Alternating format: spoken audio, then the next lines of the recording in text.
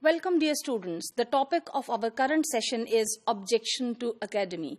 I hope that by the end of this session, you would be able to understand what were the objections that were raised against the academy. Well, my dear students, idea of establishing an academy died hard. In fact, 18th century showed a growing skepticism towards language, towards whatsoever, steps were taken towards language. And, there was an early example at the earlier stage of when the idea of setting the academy was deliberated upon. There were two examples regarding the reform of language that England followed. One was of Italy, the other was of France. The French Academy was a model and a source of inspiration for people, for the English people to, establish an academy.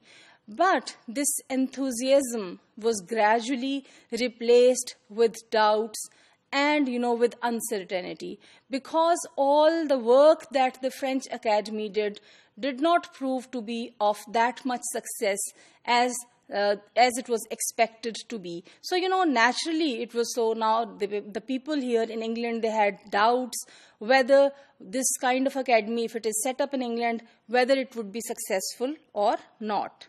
Also, after the initial enthusiasm, people started thinking deeply about this. So, on the screen you can see, some text from the preface that Dr. Johnson wrote to his dictionary.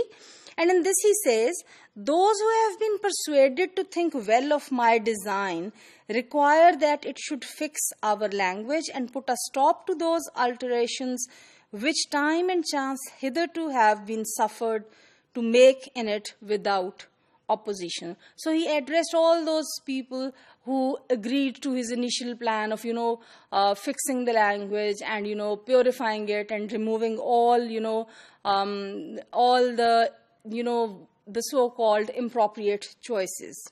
However, later on, since his ideas slightly changed after deliberation, so he says, with this, in mind, I will confess, I'm reading now from here, I will confess that I flattered myself for a while.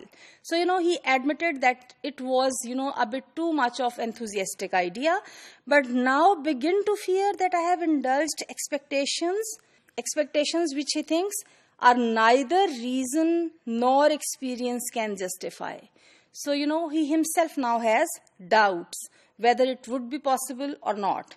And the logic that he gives, I think, is quite rational. He says, when we see men grow old and die at a certain time, one after another, from century to century, we laugh at the elixir that promises to prolong life to 1,000 years.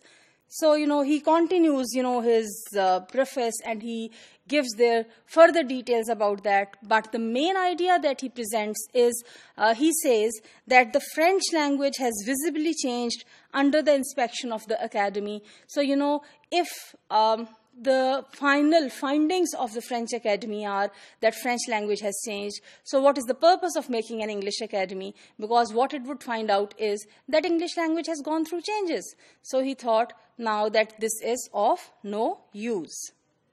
Well, my dear students, why the idea of an academy was not, put into reality?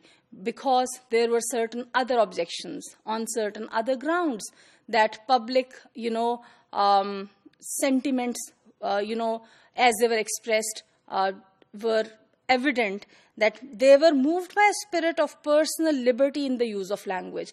People were quite, kind of used to use language during, their past experience of Renaissance, where, they would, have input from all the languages. They would travel a lot and they would go to different places. And all that, impact on the language was a lot, designed by, and it was influenced by the personal choices. Individualism was there. And secondly, because a policy of no interference appealed to them as a lifestyle. So, they did not want anybody to interfere with their language. They wanted to speak it the way they wanted to speak it. Anyways, after the publication of Johnson's dictionary, advocacy of an academy becomes less frequent, and I think that was natural, because when big names like, Johnson would show doubts about that, of course, common people would have uncertainties.